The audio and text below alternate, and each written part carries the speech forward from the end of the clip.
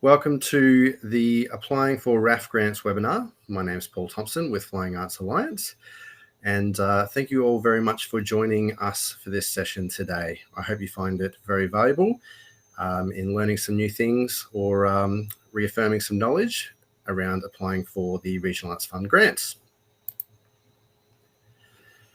I would like to take a moment to acknowledge the traditional custodians on the lands and seas in which we are all gathered today.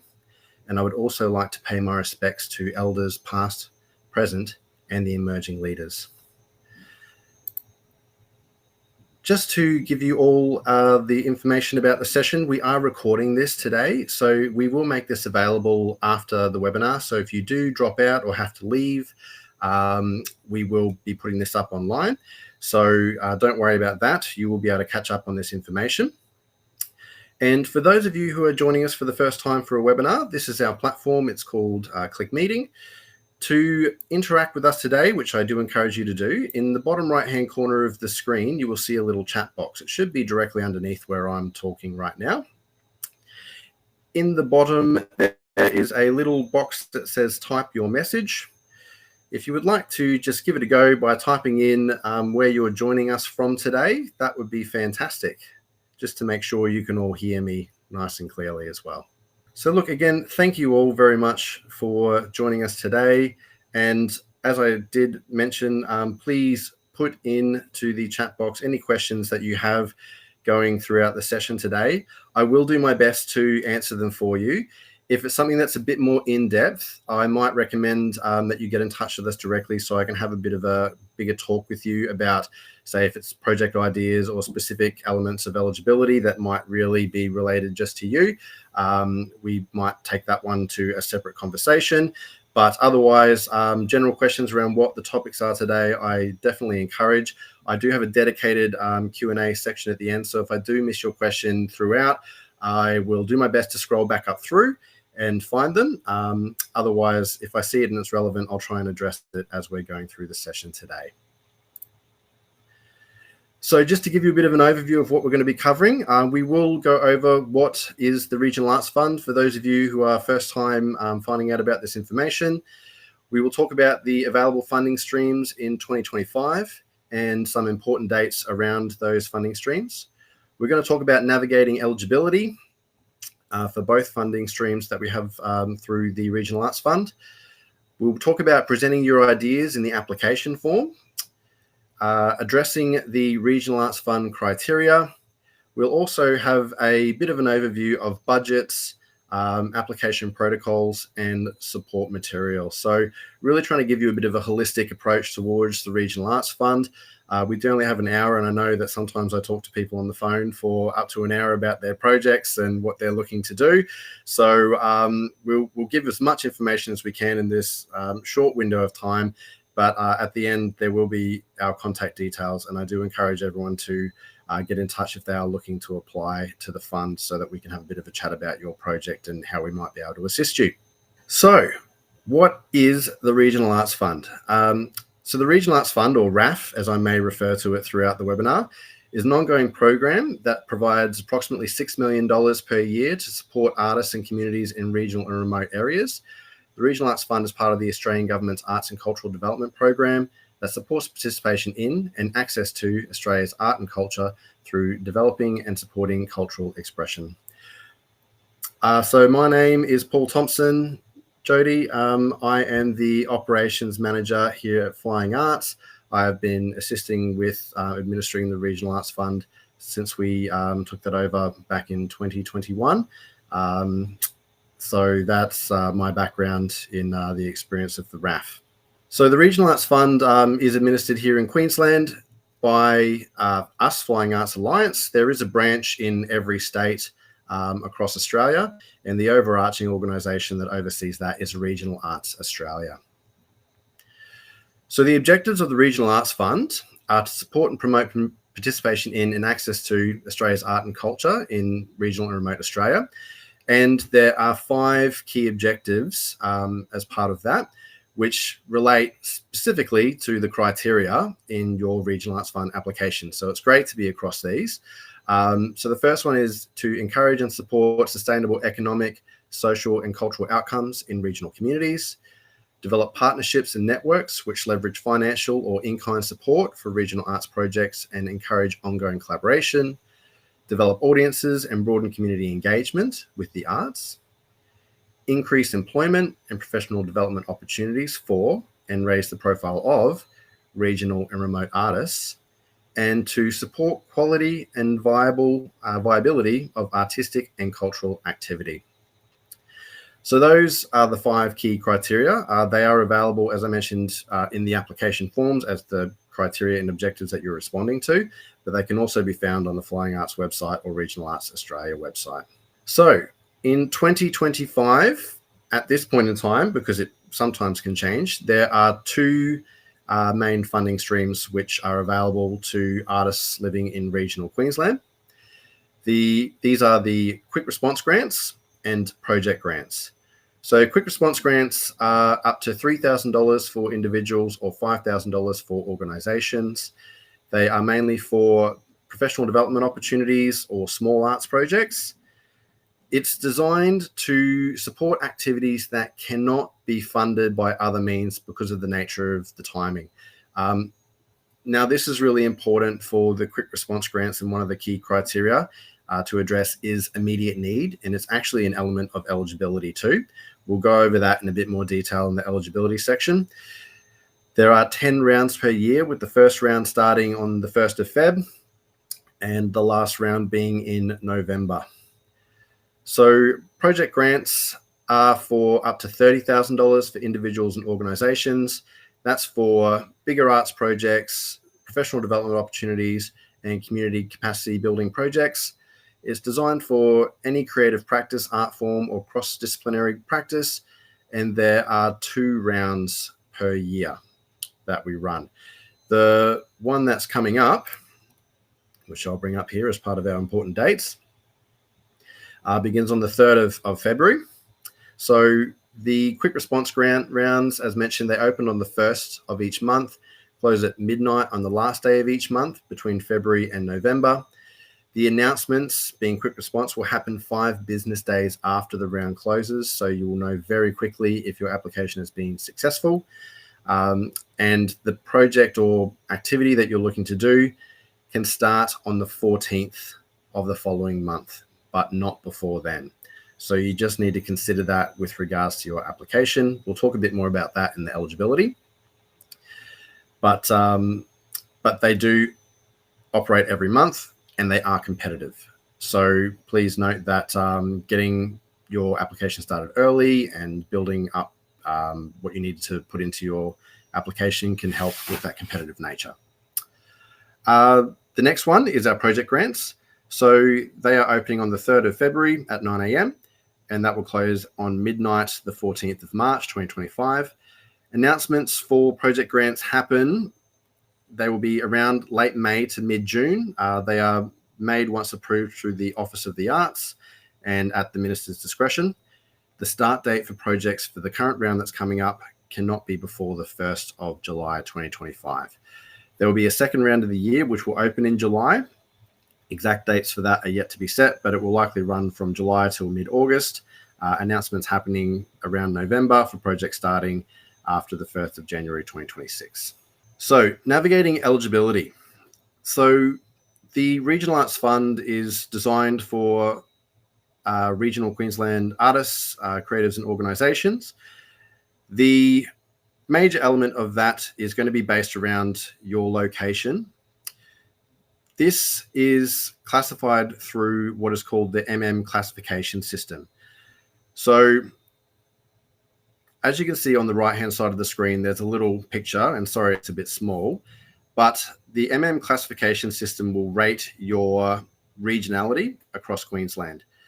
You must be in a MM2 to MM7 area of the state to be eligible.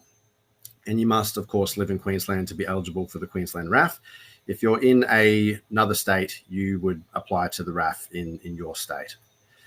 So to access this, there is a link in the application form. There is also a link on the Flying Arts website. It's called the Dr. Connect Locator.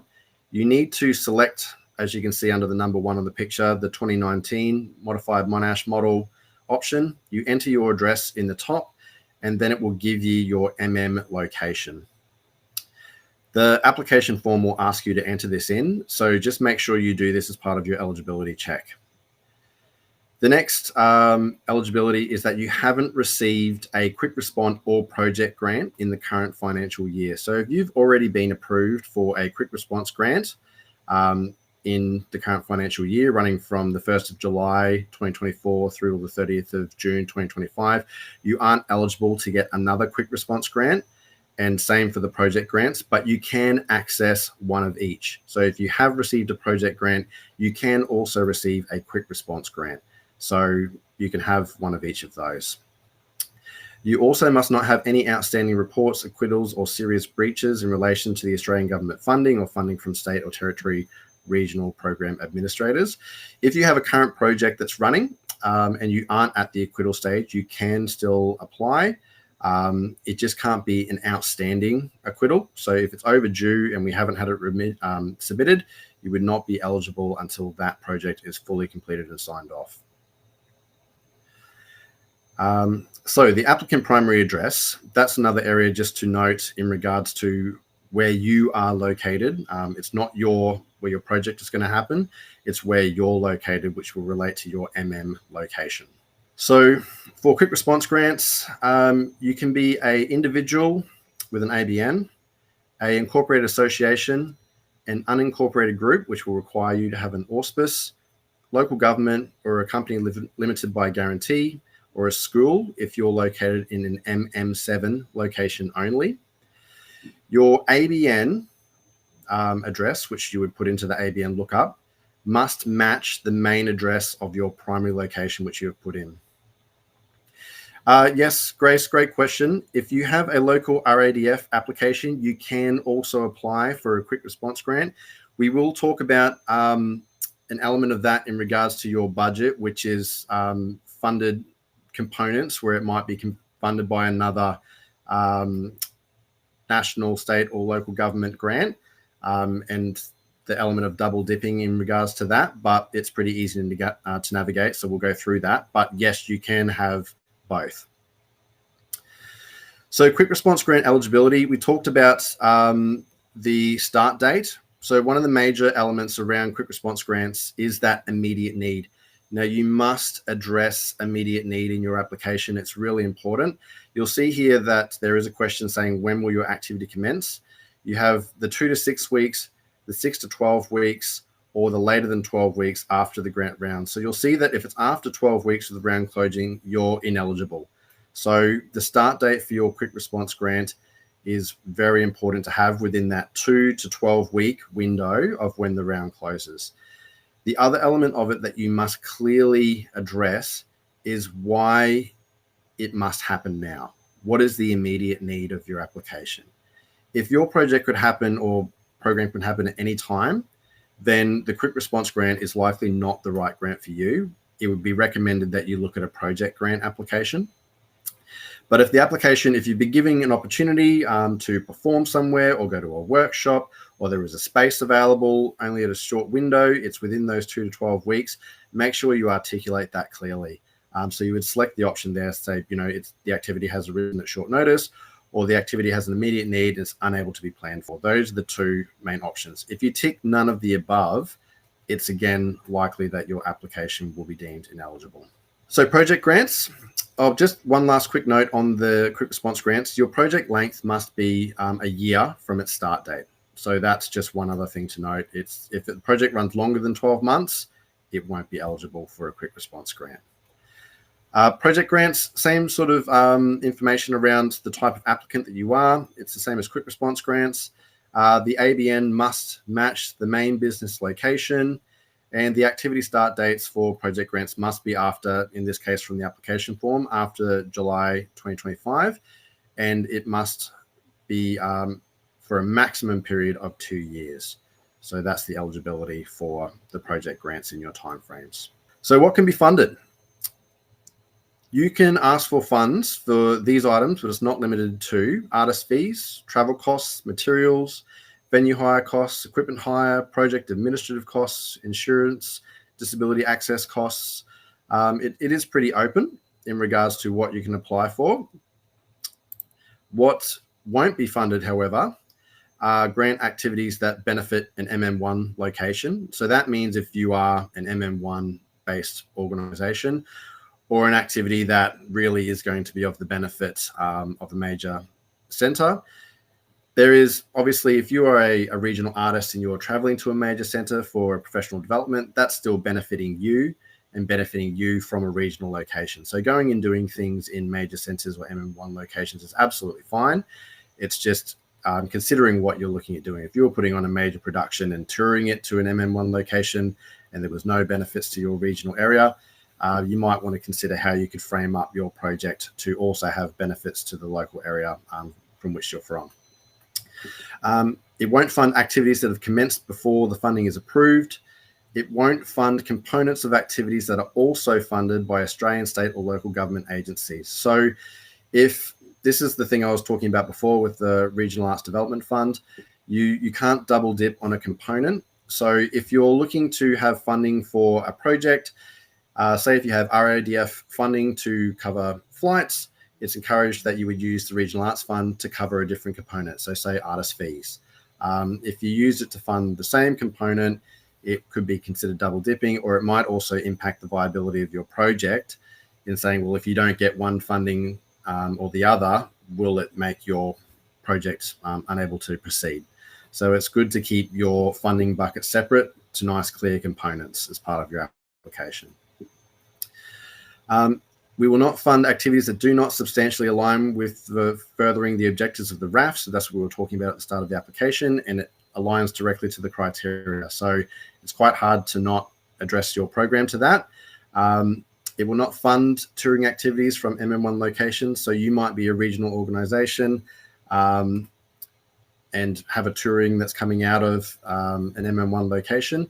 If it was bringing artists to benefit an area, that's okay. It's really about having I'm a say in our case, a Brisbane-based organization. I run touring, I want to tour to the regions, that type of activity wouldn't be funded. But if you're bringing artists from a metropolitan area to do activities in your regional area, that's okay, not a problem at all. It won't fund curriculum-based activities for schools. It won't fund competitions, prizes, or awards, and it won't fund ongoing activities or administrative costs for collecting institutions. So the more detail around all of this can be discussed by getting in touch with us or looking at the guidelines in detail. Of course, we can't cover every single thing off in this webinar today, but hopefully that just gives you a good overview of what can and can't be funded. When it comes to business entities as well, it's also good to be aware that the Regional Arts Fund will not fund unincorporated organisations that are not auspiced by organisations that meet the eligibility criteria.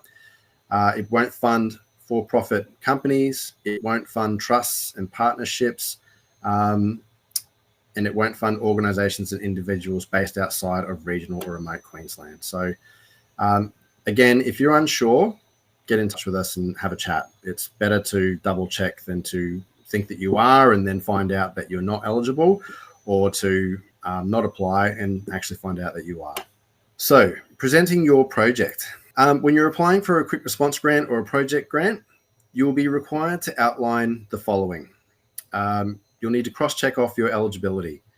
You will need to give activity and project details, such as a title, a summary, the art forms that are related in your activity or project, and an activity and project description. You'll need your start and end dates, your project location, the people that you will be engaging. Now, this will vary between streams, but will range from partners to employment, development opportunities, audiences, participants. There is different questions in the different grant streams relating to this. Obviously, the project grants will ask you a lot more detail about this than, say, the quick response grants will. It will ask you to respond to the relevant criteria, and we'll talk about relevant criteria a bit later on. You will need to provide a budget for your activity or project. You will also be given the opportunity to provide supporting material, things such as letters of support or engagement, letters of consent, quotes, working with children checks, CVs, artistic support materials, and other documentation that evidences your projects. So as I mentioned, the requirements for quick response grants are much less than the requirements for project grants. However, it's really important for you to review the application form to make sure that you've addressed all of these items as clearly as you possibly can and provide as much material as you can so that the assessment panel can see that you've considered the support elements and application elements for your activity or project. So here's a few tips for your activity or project details. Avoid using I and me when you write these project details. It's best to write them in the third person.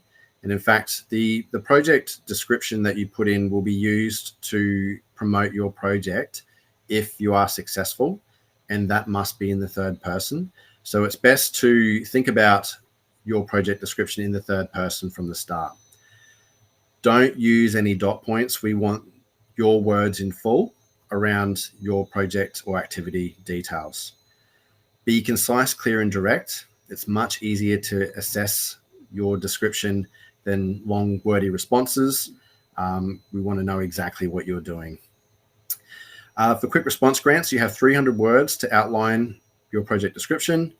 It's about what you want to do and how you will do it. It's where you describe your activity, but don't use this section to respond to the criteria. You'll have area to do that later. So really it is about you giving your description. For project grants, you have 500 words to do this. It will ask for the project detail, outline what you plan to do, how you will plan to do it, and what you will achieve out of your project.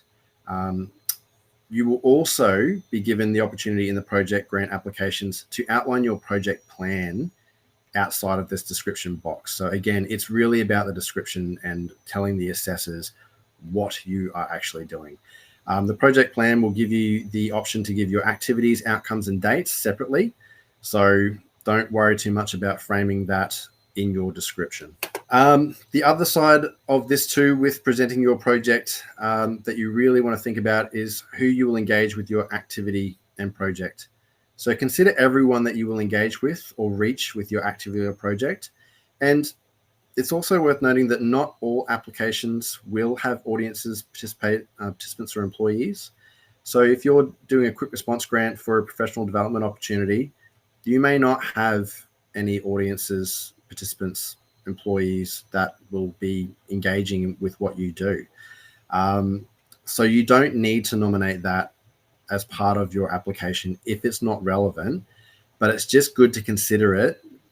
If there are ongoing benefits for your activity, it might be worth talking about, future audiences or participants of projects or programs that might flow on from what you're doing, say in a professional development opportunity. So just think about the scope of that from what your activity is actually going to achieve during the time that you're doing it, but also potentially what audiences or participants or employees might garner work or engagement after your project ends too. Seek letters of support and confirmations of engagement. So it's extremely important for you to have if you do have those engagements listed in your project or activity. It just shows that your project has support, that you have talked to your audience or you've talked to your participant base or talked to people you're going to be collaborating or engaging, and showing that they are keen to be part of your project. Capture CVs of participating professionals.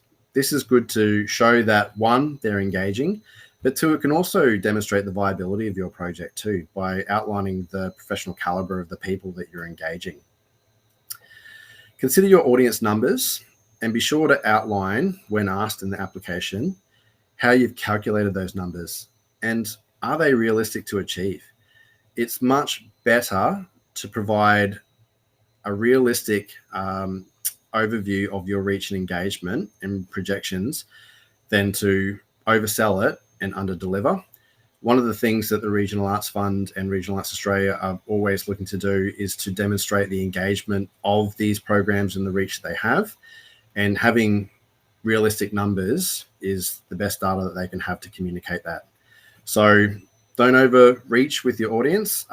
It's best to think about how you are going to calculate that so that when it comes to acquittal, if you're successful, your numbers will align. Does your project have participants? And again, how have you calculated these numbers and who are they? That is a project grant specific question. So if you're thinking about that with your project grant, really think about, you know, your past engagement in your activities. If there's going to be a push to develop new participants or audiences, do you have a marketing strategy in place or plan to support that growth in audience base? So those are things to consider as well. And then who are the activity or project beneficiaries? It's one of the big questions in your project grant and quick response grants. So those are just a couple of things to really consider when you're looking at presenting your project in the application form around the details of what you're doing. The next major section, and probably one of the most important parts, is addressing the application criteria.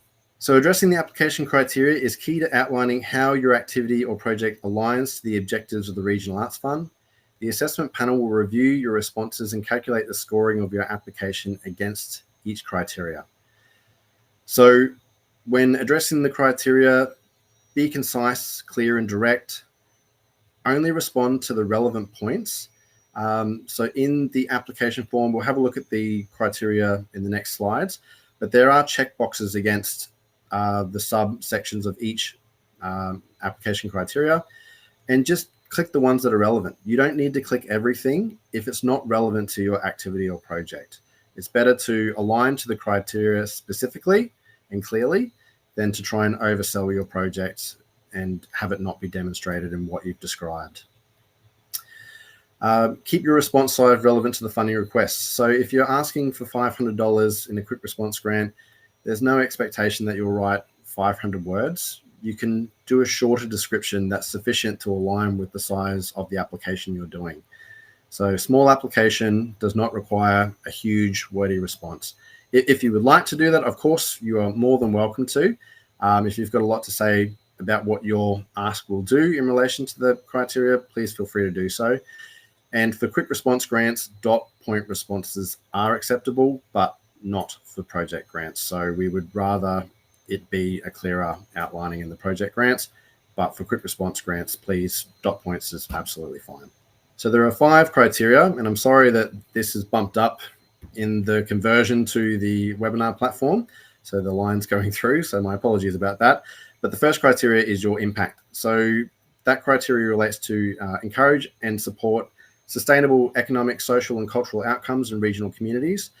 And the 4 subcategories that we have there, which you can tick as part of the tick box, are long-term outcomes for regional communities, demonstrated need for the activity in community. So that's something where a letter of support would go a long way to assisting with outlining that criteria. Creation of opportunities for future arts and cultural activity, and sustainable economic or social benefits. So tourism, employment, health and well-being, social cohesion, accessibility. So when you're thinking about your impact, select which of these relate to your activity or project. Tick those and then respond to them in the word, the text box below. So each of these will have a text box response area. The next is support and partnerships. Now, depending on what you have put in your project descriptions, it will ask for different elements around your support and partnerships. So please jump into the application form as soon as you can when you're looking to do a round and work through your project descriptions so you see how you need to respond to this one. But it's asking in relation to developing partnerships and networks which leverage financial or in-kind support for regional arts projects and encourage ongoing collaborations. So community support and engagement, financial and project partners, level of co-contribution from yourself as the applicant, whether that be cash or in-kind, and development of networks, collaborations, and partnerships. So again, this area can be strongly supported and backed up through evidence of letters of support and engagement through your supporting materials. But it's good to be able to outline in here who you're engaging with, if that is part of what your activity or project is. As mentioned, you may not have people you're engaging with in your activity because it's just not the type of activity that will have that be part of what you do. Reach. So reach is in relation to develop audiences and broaden community engagement with the arts. So the 4 subcategories are access to social and cultural development opportunities for diverse communities, practitioners, participants, or audiences, opportunities for community members or groups to participate in the arts, development of audiences by attracting new attendees, participants, or extending their experience to the arts, or geographical spread of the project. So again, just considering these in relation to what your project will do in regards to reaching either your local community, greater Queensland audiences, the geographical spread of your project, how far it's traveling, if it's traveling, people who might be traveling in to engage with you. There's a lot that you can consider in relation to this. But yes, always good to consider the reach of what you're doing. And it can be, if you're traveling yourself to do a professional development opportunity, it's your reach to make new networks, your reach to engage with new audiences or let people know about who you are and what you do. Opportunity. So increase employment and professional development opportunities for and raise the profile of regional and remote artists. So employment opportunities for regional artists or art workers, profile raising of regional artists or art workers, opportunity for an artist to access an exceptional or rare opportunity, or skills development. So these are pretty straightforward in regards to the criteria. If your project is offering employment, if it's raising the profile of artists or art workers, if you're getting skills development by doing your activity or project, or it creates an opportunity for an artist to access something that's exceptionally rare, like a overseas residency or workshop or engagement with someone who's going to be able to provide you with a unique set of skills or materials. These are things that you can tick and highlight under the opportunity criteria. And the last of the 5 criteria is the quality and viability criteria. So this is to support quality and viability of artistic and cultural activities. So it's in relation to the experience and caliber of the organization or individual in the relevant field, skills, expertise, caliber of the key personnel, including participating artists, benefit to the project participants, benefits to the audience, the arts and cultural sector and Australian community, and need for funding support. So this one really is about demonstrating the quality of the program that you are going to be presenting, or the quality of the program that you're going to be engaging with, if it's, say, a PD opportunity, who it's going to benefit. Is it audiences that are going to be able to see something unique that they wouldn't normally be able to do? Is it participants who are going to learn a new skill or an outcome? Is it participants who are going to be able to get something totally new to the local area? Is it going to grow the arts and cultural sector in your area? And is there a need for funding support? Have you clearly outlined in your project description why you need to be funded through the grant? And I think that's an important one to outline when it comes to budgets as well, is to demonstrate the funding is needed for you to do this successfully. Budgets. So this is an area where we get lots of questions in relation to how to balance the budget and what to put into it. There are 3 budget components in the Regional Arts Fund application. You have your income. So that is cash income specifically. So grants or sponsorship income, your own cash contributions, fundraising or project income. It can be income from sale of tickets, participation in your program or workshop. It's money that you are bringing in as part of your project. This can be confirmed or not confirmed. We'll talk about that in the next section in the income and expenditure. Expenditure. Now, this is your cash expenditure. So wages, artist fees, materials, hire fees. It's where you are spending your income cash directly as part of your project. And the last component of that is your in-kind. So that's things like volunteer hours, free marketing materials, donated materials, free hire of equipment, free hire of a space, something that someone is donating to you that would have a value if you had to pay for it. So when you are doing your budget, your 2 items that must balance are your income and expenditure. So If you do not balance your income and expenditure, your form won't be able to submit. Do not balance your in-kind against your income or expenditure. It is a standalone section.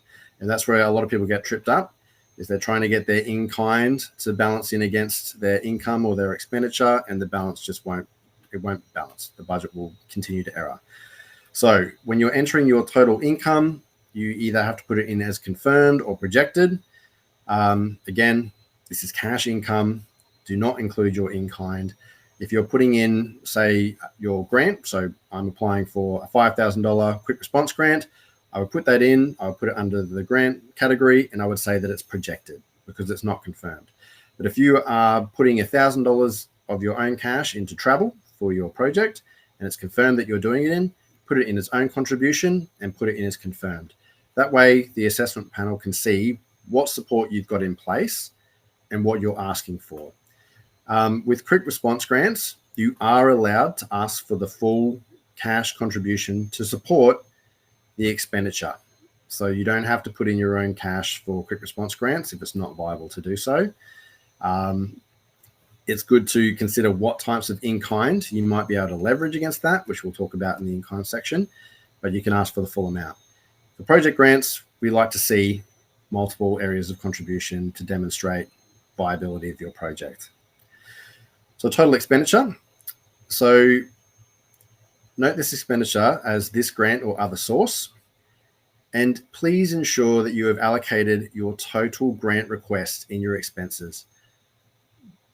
We see a lot coming in where someone might ask for $5,000 for their grant expenditure, and then they allocate $4,000 to artist fees, and then they might have another $1,000 of their own cash contribution, and then the differing $2,000 might be for equipment hire. But they've only allocated $4,000 of their grant. It's not a clear allocation of funding, and it makes it hard for us to discern where the money is going when assessment's going on. So please split out your allocations. If it's being partially funded by the grant and then partially funded by your own cash contribution, make it 2 lines so that you can clearly outline that the full amount that you're asking for is being allocated. So that's the next point there. Don't just balance your budget, make sure it's clear and allocated. Again, do not list in kind in this section either. It'll throw your balance out. And when you're doing bigger asks, or even in your balance, if you just in your budget, if you just want to support the evidence of what you've put in, provide quotes or provide full budgets for large expenses. You can also put in budget notes to explain how you've come up with your allocations. So that can be things like how you've come up with your artist fees. So you can say referring to NAVA artist fee rates for this payment. That can also, again, be used in your in-kind. If you're donating your artist fees as a time for your activity, you can allocate that in-kind value by referencing things like NAVA rates and explaining how you've done that. If you explain to the assessment panel how you've come up with your calculations, it makes it much clearer to them that you have considered your budget and that the funding request is viable. In-kind. So in-kind contributions are donations of goods or services that may be received towards your project. These are contributions that would usually cost money if they weren't being donated.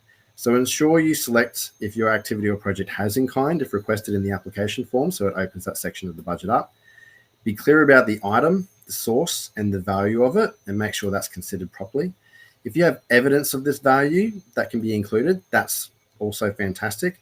If someone says, oh, I'll donate you a scissor lift for your mural project, get a quote from them and show that they're in a confirmation letter saying, yes, they're going to do that. It's a great way to demonstrate that you've got support for your project and that you have that in-kind contribution coming in. Also, again, it does not need to balance against your income and expenditure. It will show up as a leveraged amount at the end. So it'll show that your budget has income and expenditure, which will then total to 0. And then you'll have a leveraged amount, which will come from your in-kind. If you do have any budget questions or queries, excuse me, when you're going through your application, please get in touch with us. We are very happy to help out. But those are the key rules around making sure that it balances. So protocols for your application. You need to outline your engagements clearly in your application. And if you don't do so, the assessment panel may pick up on this and it can really impact your application's viability. So if your project involves Aboriginal and Torres Strait Islander people or cultural content, working with children and or vulnerable persons, make sure you clearly outline this in your application. The form will ask you to complete sections relevant to your project if you have outlined this. So make sure you go in and have a look at the application properly. Obviously, if you're doing a performance and you have an audience, your audience can be diverse. That's not what it's asking. It's talking about people that you are engaging specifically, a participant group that you are looking at working with, artists that you're looking at engaging with, cultural content that you're looking to utilize in your project. So for Aboriginal and Torres Strait Islander people and cultural materials, the question will ask you, does your project involve Aboriginal and Torres Strait Islander people or content? Applications funded under the Regional Arts Fund who are working with Indigenous Australians need to comply with the Creative Australia protocols for using First Nations cultural and intellectual property in the arts. This link is available in the application form, but you can also just Google this and it will give you the documentation. Please have a read through it. You may need to upload evidence to demonstrate how you will comply with the protocols. Examples can be a letter of support, a video testimonial, a PDF of email exchanges shared with permissions, meeting minutes detailing confirmation of participation. And you also will have a box where you will need to ensure you clearly explain how you will comply with the protocols for using First Nation cultural and intellectual property in the arts. So if this isn't addressed properly, it can be a huge impact for your project. It might be something that will get raised in assessment as a condition of funding, but it's best to consider this in full at the application stage before you submit. So this is the same for working with children. You will be asked if at any stage in your project you will involve working with children. You will need to list the name of all personnel who will be working with children at any time during the project. For each person, you will need to identify the status of their working with children check. You'll need to give their name. If the person has a current working with children check, their number and the expiry date. So this will also be confirmed prior to your project commencing, but there is a section in the application form for you to include this as part of your initial application to demonstrate that this is included as part of your planning. And lastly, vulnerable persons. Again, does your project at any stage involve working with vulnerable persons? A vulnerable person under the application means an individual aged 18 years and above who is or may be unable to take care of themselves or is unable to protect themselves against harm or exploitation for any reason, including age, physical and mental illness, trauma or disability, pregnancy, the influence or past existing use of alcohol, drug or substance, or any other reason. So if you are successful, you will be required to provide a Category 37 Australian Federal Police check for each person that will be working with a vulnerable person. AFP checks must be no more than 12 months old and must be received before the project commences. And that will be part of your acceptance of grant conditions if you are successful in your application. So again, these are just things that are best to address upfront in your application to be considered when you're doing your application. So it's not something that gets brought up in your assessment and can limit your project's viability for funding. Support material. So this is one of the things that we love to see in applications where it is applicable to do so. Support material can vary depending on the type of activity and project in the grant stream that you're applying for. Submitting material will be of benefit to your application. So if you can get it, please include it. The assessors will review this support material to help them gain a better sense of your project. Be sure to have letters of support on letterhead and have them signed to validate the authenticity. So that's a really important one. Just a Word doc with details on it without any sort of letterhead or confirmation or officialness to the letterhead will not be seen as an official document as part of your submission. Some examples are, but are not limited to, individual applicant CVs, organisation strategic plans or CVs of the professionals who will be working on the project, artistic support materials such as images, text, video, audio examples of the applicant's artistic or cultural work, Letters of support, so official letters from organisations, individuals expressing their financial or in-kind support for the activity or explaining how the activity will benefit the applicant, artists, art professionals, participants, or the broader community. And I think that's the broader community one, participants, artists, professionals, is a good one to just highlight for a second. If you are doing a project in your community, it's really great to have a letter that says the community supports your project going ahead and that, you know, there's a need for that. It can really demonstrate the viability of your project and that it has those engagements through the criteria.